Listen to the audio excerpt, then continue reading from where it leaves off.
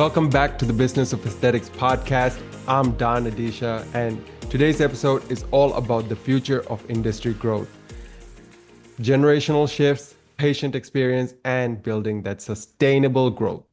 So here's what's happening right now. The global med spa market is estimated at around USD 25.3 billion in 2025. That's a lot. And it's projected to grow at a 15% CAGR through the next decade. So even though the industry is booming, the number of platforms able to scale and be acquisition ready remains small. That means practice owners who understand generational behavior, build strong patient experiences, and invest in recurring revenue are the ones really playing for the long game. Today, I'm thrilled to be joined by Audrey Neff, Chief Marketing Officer at Aviva Aesthetics and one of the most insightful voices in practice growth, brand strategy, and scaling operations. Audrey's work bridges consumer psychology with enterprise value, perfect for a discussion on building not just a profitable practice, but a sellable, sustainable business. Before we dive in, I would like to thank our sponsor for this episode, Equimarketing. If you're ready to position your clinic for sustainable growth and high value patients, they're offering a complimentary high value patient growth plan session, a 60-minute strategy call that helps build your 12-month roadmap to growth, retention, and long term value. Reserve your spot now at www.businessofesthetics.org/MSM. It takes about 90 seconds to fill in. And with that being said, Audrey, welcome. Can we really kick things off by hearing about your journey and what drives your passion for this industry? Yeah, so it's a pleasure and an honor to be here. I've been in the industry for a little over a decade now. It's been a wonderful journey. I feel very blessed and grateful for the opportunities I've been able to have along the way. So currently, I'm the CMO at Aviva Aesthetics. We have 10 locations, so med spa locations across the United States. Will be probably by end of 2026 around 25 to 30 locations. So we're growing rapidly. So nothing fuels my fire more than helping practices build sustainable and thriving businesses. That's where I invest a lot of my time, energy, and effort into. I also invest a lot of my energy into training, lecturing, and teaching globally across the world, as well at various conferences and with various leading brands in our industry, such as Merz, Galderma, and Sinclair. So love being in this industry, and I don't think I'll ever leave it. Fantastic. Now, Audrey, you've seen aesthetic market evolve dramatically in recent years. From your perspective, what are some of the biggest shifts shaping the industry right now? Yeah, there's a lot of shifts shaping the industry. I would think three of the top ones would be one, the intersection of functional medicine and wellness. So truly, building a more comprehensive 360 approach to patient care, health, wellness, beauty, and overall longevity and quality of life. I'm very excited that we're finally seeing the integration of the two together. For a very long time, both sides of the industry had tunnel vision, in my opinion, and they were not putting the two together. So I think we'll see a lot more med spas incorporating thoughtful and intentional wellness integration, not just bringing it on because they think it's a shiny new trend. So I think that there's a lot there to do it the right way. It takes a lot of strategy. You can't just start implementing peptides and you're not doing panels and true functional medicine, getting to the root cause of why every patient is so different and what actual, protocols and treatments do they actually need. So I think we'll see. I think with that, it'll weed out some of the weaker practices that just bring on wellness and things like that because they think it's a trend and they just want an extra revenue stream. It takes a lot more strategy and intention. So I am excited about that trend. I think we'll continue to see the rise of the millennial consumer group to grow into the largest consumer group in aesthetics consuming these treatments and procedures, which is something I've spent a lot of my time, energy, and effort into over the last decade, is just educating on how millennial consumers transact and buy and what influences their decision making in cash pay medicine. And then I think the third trend that we'll continue to see is just rising consolidation, which, that's a very complex topic. A lot of people get very scared around that topic or when people hear the term private equity and things like that. But, we can certainly jump into that at some point. But that's something that will continue, and it will not just continue, it will accelerate over the next 5 to 10 to 15 years in aesthetics. Okay, yeah, it's really nice to know that, now feeling good on the outside is not enough, but also the inside needs to be considered with the rise of functional aesthetic medicine and practices, right? So, uh, Audrey, you mentioned that millennials are the largest consumer group right now, or at least the highest growing ones in aesthetics. With this in mind, what are some of the general preferences, Gen Z, millennials, and Gen X perhaps, shaping the aesthetic industry today? Yeah, I think if we think about millennials, because there's definitely going to be the ones that are, fueling global growth over the next decade. I think something that they very much value are human interaction and experiences. So for a while, I feel like a lot of people said that there's just a lot of negative stigmas that are attached to the term millennials. I don't know why, but if we actually look at this consumer group, and there have been multiple studies done from a consumer standpoint across the entire country. I know I have a lot of them cited in a lot of my courses I teach. Millennials will pay more money if they trust they will get a better experience from that provider. So, I think when it comes to how do we build sustainable and scalable businesses, it's all like, do you need to have the right clinical skill set and always be advancing your education? Of course, that is paramount. But something we also can't forget is how much these consumers just value that human to human experience. So spending a little bit of extra time during every appointment, even if it's a tox appointment, instead of scheduling it for 15 minutes, I have a lot of practices I work with that will schedule it for 30 minutes. Even though that's less time that they're making money, they're using that extra time to build a relationship with that patient. And if you build stronger relationships with patients, they will spend more money. So at the end of the day, it's truly about quality of patients over quantity of patients. So I think experience-driven marketing is kind of like an invisible engine for every single practice and provider in this industry. And I think the more that you focus on that, you'll be able to build a more resilient business, and you won't have to continually go out and spend thousands and thousands and thousands always trying to get new leads if you just nurture the patients and relationships that you have in the practice. Right.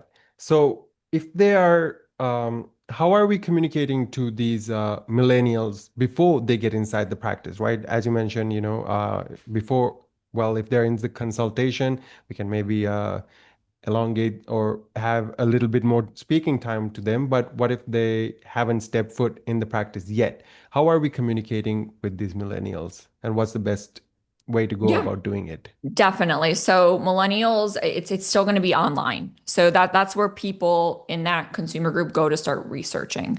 So a couple of, strong platforms I would advise people prioritize would be your Google business profile. Make sure it's optimized. Make sure you have adequate reviews. And adequate reviews does not mean 25, 50, 75 reviews. Like your first goal should be triple digits. And if you want to break it up into micro goals first to make it more attainable and less stressful for your team, do that.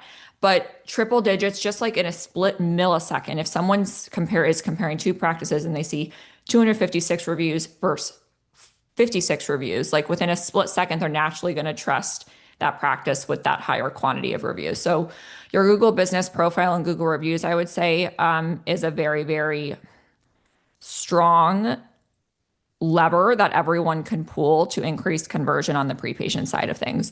In addition to that, I would say social media as well, Instagram specifically. And there was an Allergan consumer report a couple of years back, and I'm sure if they redid the report now, it would be higher. But the most recent one I have, was, I forget how many millennial consumers they surveyed, but basically the results were that 83% of millennials turn to Instagram specifically when seeking information or researching aesthetic providers.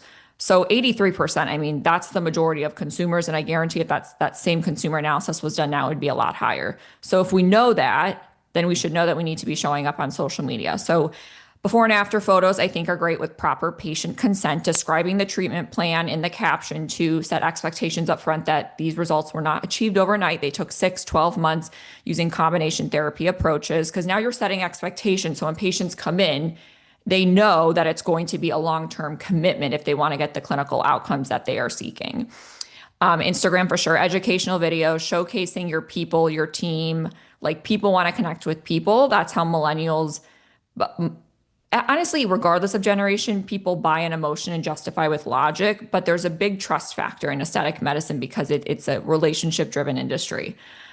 So I think the more active you can be on social media, the more trust that will naturally compound over time for your business. And it's good for existing patients too. They still, even if they're already coming to you, like I love seeing my provider on social media, making videos, introducing new treatments and protocols and things like that in the practice. So social media, Google business profile, Google reviews. I think before and after photos are very, very powerful when done the right way.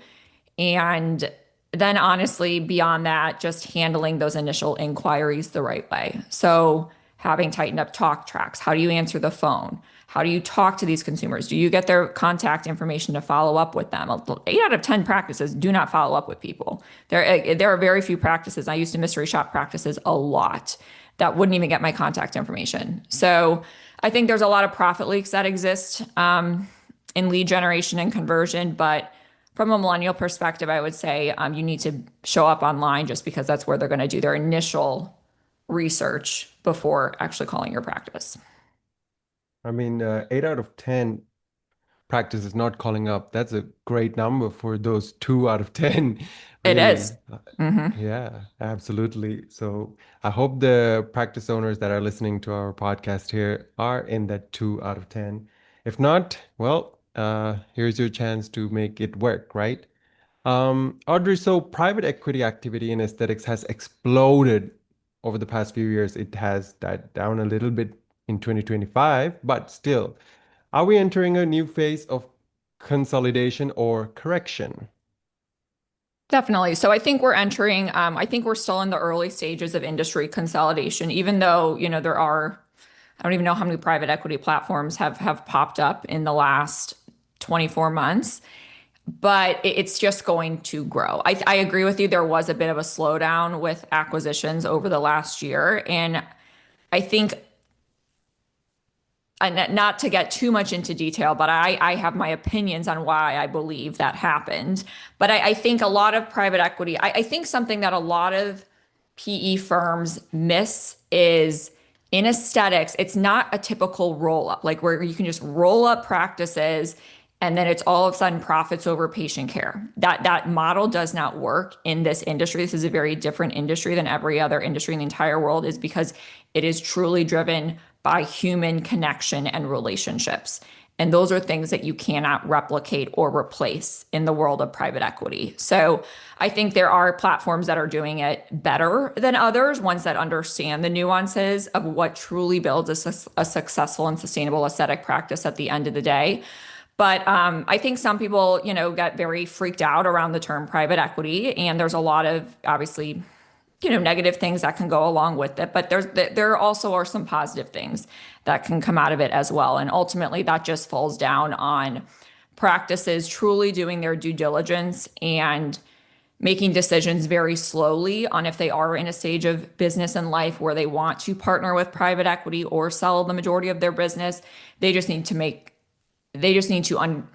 let's say, spend the time to ensure that they're partnering people that they want to do business with. So, I think sometimes people try to rush the decision or they make decisions. I think a lot of practices made decisions too prematurely when the rolling up started with private equity. A lot of them all freaked out and thought, oh my gosh, if I don't sell my practice today, I'm not going to be able to compete with Joe Schmo down the road because they get all of their injectables at a lower cost. They have additional training support. They have all of these other things.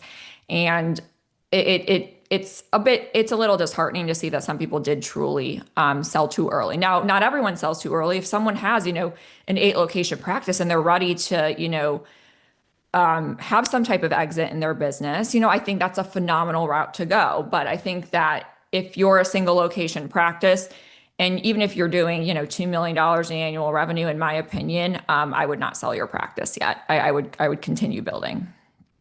Now, you mentioned spending the time for our practice owners considering this transition. What is an adequate timeline, do you think, to make this consideration? Yeah, and that's a very good question. I think everyone that opens up their own business and is an entrepreneur at the end of the day, you should begin anything in entrepreneurship and business owning with the end in mind. So you don't want to start a business with no exit plan ever. I don't think anybody wants to run their business until they're in the grave and then you get nothing for it. I think that everyone should operate and build their business as if it were for sale. Just with that mindset, even if technically you're not at that point where you could sell it yet, it's just a mindset of let's operate my business as if it were for sale. And if it were for sale, what makes a business more attractive to a buyer in this industry? Steady flow of patients, clinical excellence, scalable systems and processes, efficient technology that is integrated throughout, diversification of services, diversification of providers, right? So just thinking of all of these things, even though it seems like a lot of things, you don't have to do all of them at once. But if you know one day that you want to have some type of exit in place, I think just having a blueprint of these are all of the things I need to achieve over the next 5, 10, 15 years, however long you want to build your business for until you considering exit.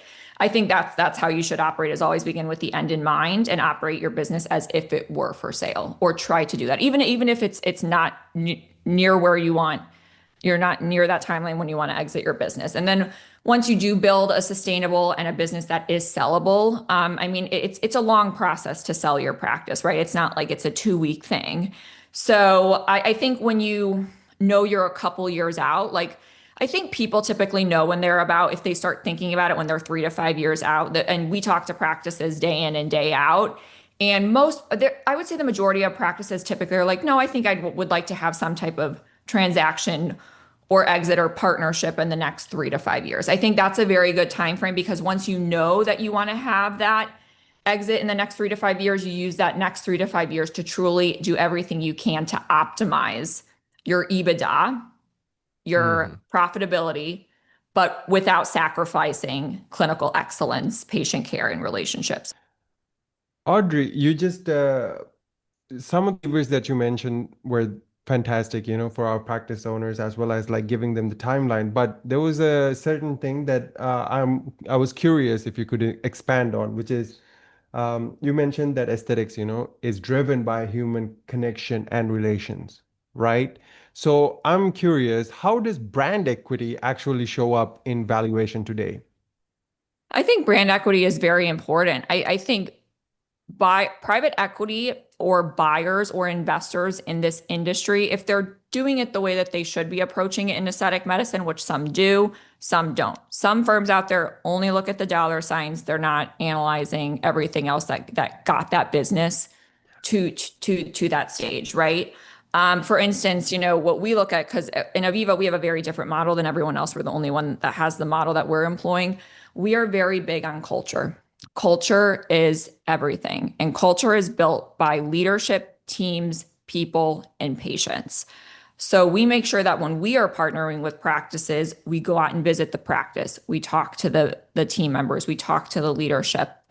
Culture is everything. If you don't have strong culture in your practice, you do not have a sustainable or scalable business. So I think even though the numbers and the EBITDA and all of these other financial metrics are critically important, if you don't have the foundation of people supporting that, there's going to be a limit on the future growth of that business. So I think culture really drives everything in any practice, and it always boils down to how providers and team treat their patients and what type of client experiences that they give in the business. Okay, thank you very much for that clarification because absolutely at the end of the day, aesthetics is a people first business. So if the culture isn't right, even if everything else lined up, perhaps it's not going to be very sustainable. Yep. So, Audrey, you've said that before. Trust is the new currency. How does that mindset translate into building a five-star patient experience in today's market? Yeah, so trust is everything. Trust is truly at the forefront of every single thing in this business.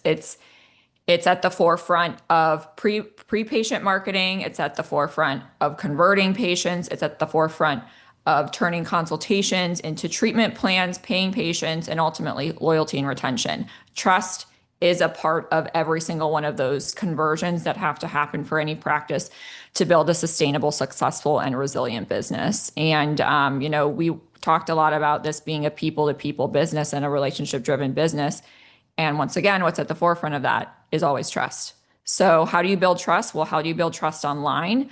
Social media, we talked about reviews, we talked about before and after photos done compliantly and taken the right way or another. Like these are like just think of things that build trust. Okay, so if I'm researching a provider, what are things that would build trust with me if I was a consumer? If I'm calling a practice, how would I want to be treated over the phone? When I walk into a practice, how do I want to be greeted? When I'm sitting in a consultation for 60 minutes, what would build trust with me, right? Not treating patients like transactions, but treating them as real human beings that you truly care 150% about.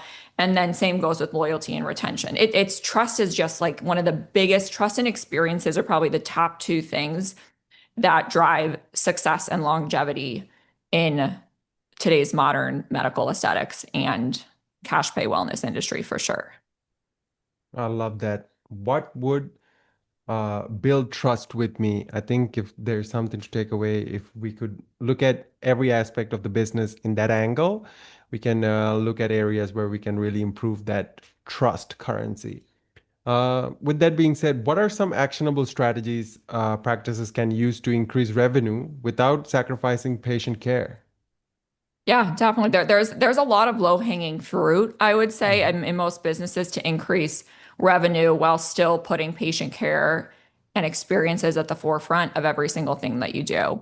So one thing that I often find to be a very prominent profit leak is just retail revenue. So your skincare, if you have nutraceuticals, if you have supplements, whatever those products are, medical grade skincare is obviously going to be the largest chunk of that for your modern aesthetic practice or medical spa. If someone's doing retail right, their gross percentage of revenue coming from retail skincare should be at a minimum 15%. Ideally, 20% is like what you want to get to. So 20% of your gross revenue is driven by retail. And most practices typically fall between like 2 and 5%. So if you think about that, if the average practice, and everyone should just go to your books and look at this. If you're at 2 to 5%, think of where your practice would be in the next 12 months. If you kept everything else the same in your practice, but you just increased your retail revenue by an extra 15%, right? That those are substantial numbers. And the cool thing about retail is people think, oh, I don't want to be pushy. I don't want to be salesy. I don't want to be aggressive.